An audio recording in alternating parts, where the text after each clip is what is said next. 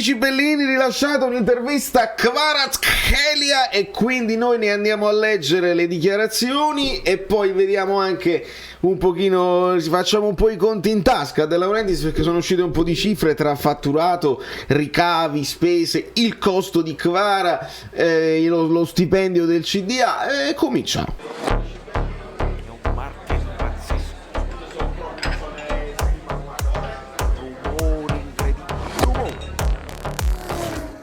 Allora amici bellini, Simone Galluccio, benvenuto sul canale, iscrivetevi al canale perché questo era anche un motivo mio di iniziare il canale quando si è cominciato. All'epoca volevo essere preciso anche con le cifre, anche perché molto spesso le cifre poi cambiano di mese in mese.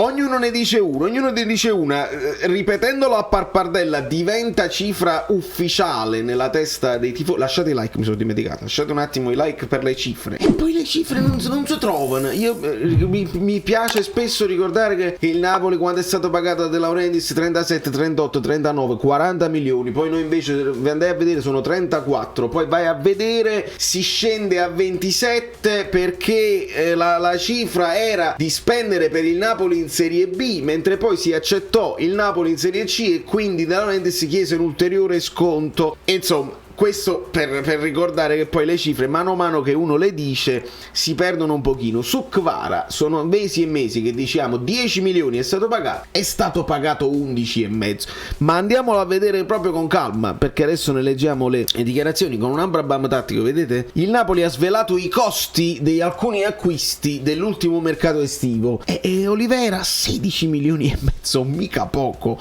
onestamente, però serviva e quindi sta facendo giocare bene, sta facendo rifiatare Mario Rui, va bene. Anghissà 16 milioni dal Fulham e su Anghissà lo sappiamo, li vale tutti, però deve giocare sempre a livello di Champions, ma pensiamo che si possa mantenere. E rispetto a questi due da 16, 11 milioni per Kvara non sono niente, però si sta dicendo sempre 10 milioni.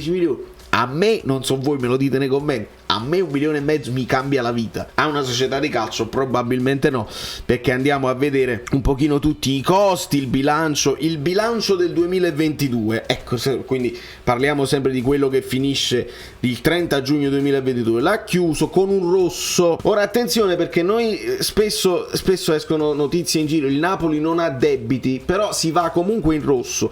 Non ha debiti con le banche. Questo poi è importante, non ha debito con investitori e con gli azionisti perché non siamo quotati in borsa. È importante sempre ricordare, perché ricordate quinti e sesti, ricordatelo bene, che poi ogni tanto questi insistono e dicono però il giocatore del Napoli non è andato a Lille, come si sono permessi la plusvalenza di Osimhen. Sono loro che non sono voluti andare a Lille, quindi di cosa stiamo parlando?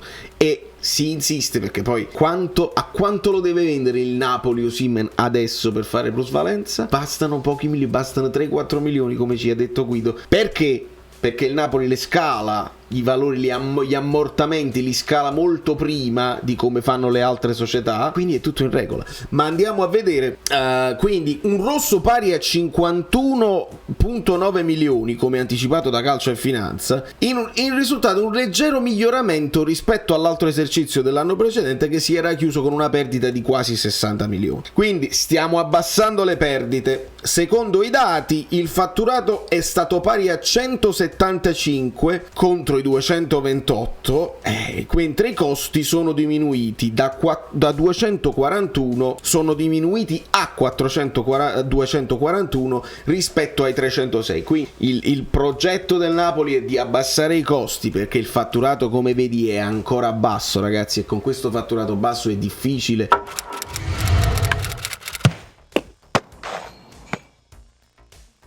poi crescere. Se non fai lo stadio è difficile senza il fatturato fare lo stadio, ma se non lo fai lo stadio il fatturato non cresce. Ci sono varie voci che vanno rimpinguate. Per esempio tu fai il museo, per esempio è notizia di adesso che che il comune ha restituito la statua di Maradona a Domenico Sepe. Un amico bellino mi ha fatto sapere, è stata esposta mezza volta, te la puoi riprendere perché pare che sia troppo il rischio rispetto a una statua del genere che poi venga rovinata, sarà roba di assicurazioni, di problemi, di rischio di impresa. La città Napoli non si vuole prendere la responsabilità, pensate un po'. Quindi i ricavi complessivamente, il Napoli nella stagione 21-22 ha registrato 175 di ricavi rispetto ai 228. La voce più corposa è quella relativa ai diritti TV, quasi 90 milioni, 123 nel bilancio precedente, quindi si è abbassato, dato su cui tuttavia impattava lo slittamento di una parte dei ricavi della stagione di 2 anni prima, mentre le plusvalenze per 10,8, di cui 5 milioni per la cessione di Tutino al Parma, perché poi sa da riccio sto fatto di Tutino al Parma. I ricavi commerciali invece sono stati pari a 37. Ecco, voce per voce: ricavi da gara 12 milioni, ricavi da sponsor commerciali e royalties 37, ricavi diritti TV, ed è qua che De Laurentiis ne vuole di più, ricavi di gestione diritti, quella cosa che fa solo il Napoli, siamo quasi a 22 milioni, 23 milioni, di cui 10 sono le plusvalenze. Sono plusvalenze reali, non sono plusvalenze fittizie fatte a tavolino tipo Mandragora. No, perché poi è importante che poi tu te lo prendi a 20, poi io me lo riprendo a 10, metto nel frattempo la plusvalenza così, e tu poi il bonus, e poi non lo metto nemmeno a bilancio, lo metto a bilancio a quell'altro perché c'è la carta Mandragola. I costi, ecco, i costi sono diminuiti rispetto ai 306, 241. Nel dettaglio la maggior parte dei costi è legato ai salari e agli stipendi.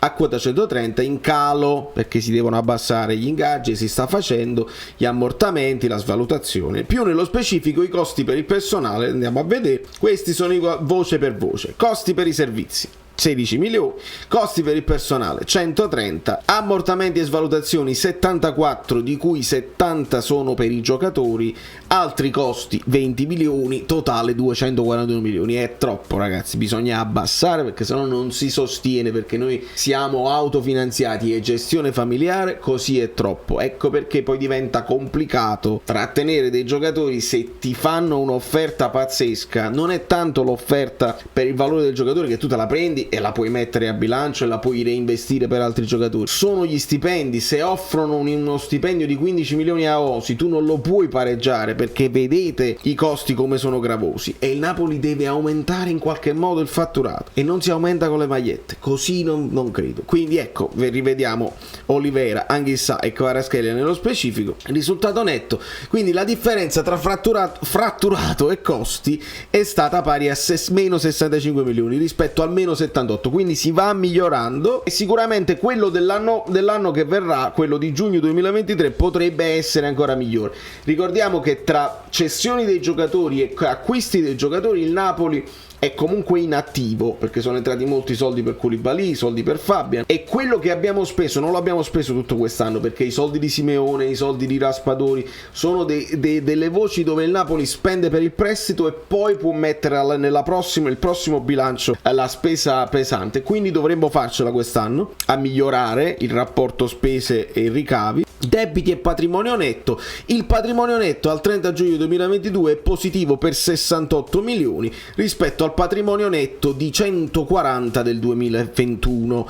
Infine, sul fronte debiti, ecco che adesso si parla dei debiti con le banche. I debiti complessivi, perché ci sono debiti complessivi, 260 milioni. Vedete, nel corso il Napoli ha sottoscritto 2 finanziamenti con Unicredit per complessivi 50 milioni di euro, i primi debiti con le banche che il club partenopeo registra a bilancio dal 2007. L'indebitamento finanziario netto è invece positivo per 55 milioni rispetto alla posizione finanziaria netta positiva per 95. Insomma, tutto molto complicato, tutto molto difficile a livello finanziario. Noi non siamo degli esperti. Quello che stiamo registrando è che il Napoli sapeva benissimo di avere un trend non positivo, non si aumenta il fatturato e bisognava abbassare i costi. Con l'abbassamento dei costi, guarda caso, stiamo anche riuscendo a migliorare le prestazioni sportive. Questo poi è l'esempio che il Napoli prende dal Milan, perché il Milan comincia ad abbassare i costi e vince. De Laurentiis subito dice: quella è la chiave, abbassiamo i costi e vinciamo, ed sta pure succedendo così. Può essere un caso,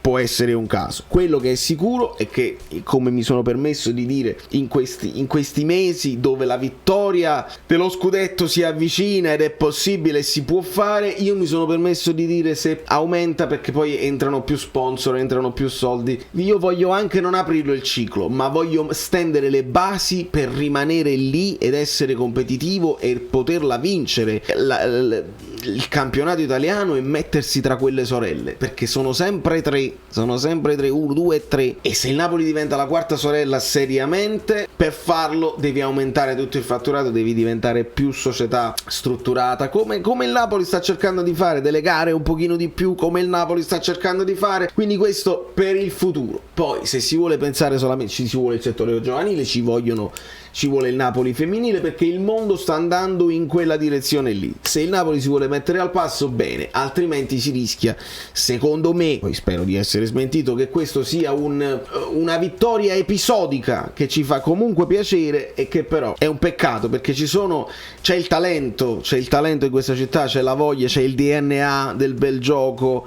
Se al bel gioco ci unisci le vittorie è il non plus ultra, perché il Napoli faceva piacere a quelli della narrativa faceva piacere il Napoli bello e perdente di Sarri. Questo qua, che è un Napoli bello e vincente di Spalletti, non ci fa piacere, vanno in freva, vanno nelle chiavette più totali. Velocemente le parole di Kvicia, perché sta pure nel titolo, e quindi il paragone con Maradona, sembrava un sogno poter giocare con Napoli, il paragone con Maradona, il Giorgiano, ecco qua. Per me era difficile crederci, non solo che avrei giocato in Champions League, ma anche in una squadra del genere in Serie A. Sembrava tutto un sogno. Quando ho realizzato tutto e ho capito che andavo a giocare in un livello diverso, ho capito che dovevo prepararmi per le partite in modo diverso. La Serie A è diversa dagli altri campionati in cui ho giocato. Qui sono molto tecnici. Di solito si dice che in Italia siamo molto tattici. Kvicia dice tecnici. Vabbè, sono eccellenti sia in difesa che in attacco. Forse la differenza sta proprio nella differenza di velocità, anche quella di gioco. Quindi non la velocità dei giocatori, la velocità del gioco, la velocità del pallone.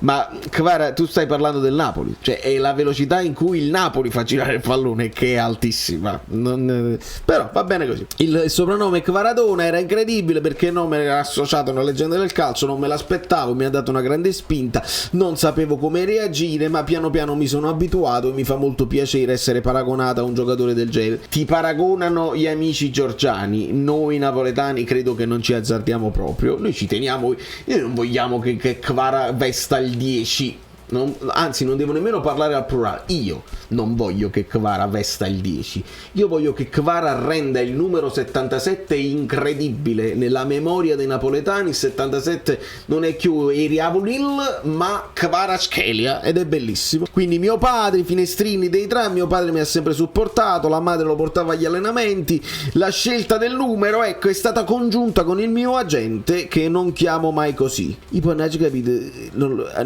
lo chiamo agente, ecco, non lo chiamo mai agente, è uno di famiglia, ecco, adesso è chiaro. Quindi il mio numero preferito è il 7, ricordiamo che il suo giocatore preferito è Cristiano Ronaldo, quindi ho scelto la 77, non voleva dare fastidio evidentemente a Elmas, non ho molto tempo libero, bla bla bla bla. Signori miei, video che sembra leggero ma è importante perché si parla di numeri, ma non essendo noi dei fini finanziatori o esperti di calcio e di finanza, esperti di calcio lo stiamo diventando insieme come community, esperti di finanza preferiamo far parlare chi ne capisce di più. Quello che è sicuro è che il Napoli sta abbassando i costi, è un trend di abbassare i costi, però si abbassa pure il fatturato perché dipende tutto dai diritti TV. Ecco perché De Laurentiis ogni tanto non parla di Superlega, ma anche lui quando dice ci vorrebbe una Lega dove l'UEFA fa solamente da segretariato e devono entrare 10 miliardi perché noi dobbiamo avere 10 miliardi, è sempre una questione di soldi alla fine. Da New York, Valerio Fluido è tutto, fatemi sapere cosa ne pensate di Kvicia Kvaratskhelia, che secondo me col numero 77 sta benissimo, eppure l'ho detto, è un bel gol di Maria, veramente un bel gol di Maria. Poi se vogliamo vedere perché io l'ho registrato prima, il rigore, il fallo di mano, l'espulsione è un po' politica, fa il paio con la decisione dell'andata, vabbè, gli alibi dei perdenti, gli arbitri. Sembra una la parrucca, ma non è vero, perché vedi cambia. Ah, ma no, che meraviglia, io me li fai. Sono Saverio Asoli. Dobbiamo arrivare a 20.000 iscritti, di cortesia, perché questo è l'anno. Avete lasciato i like. Niente più, dai, basta, sei cringe. Quante cose.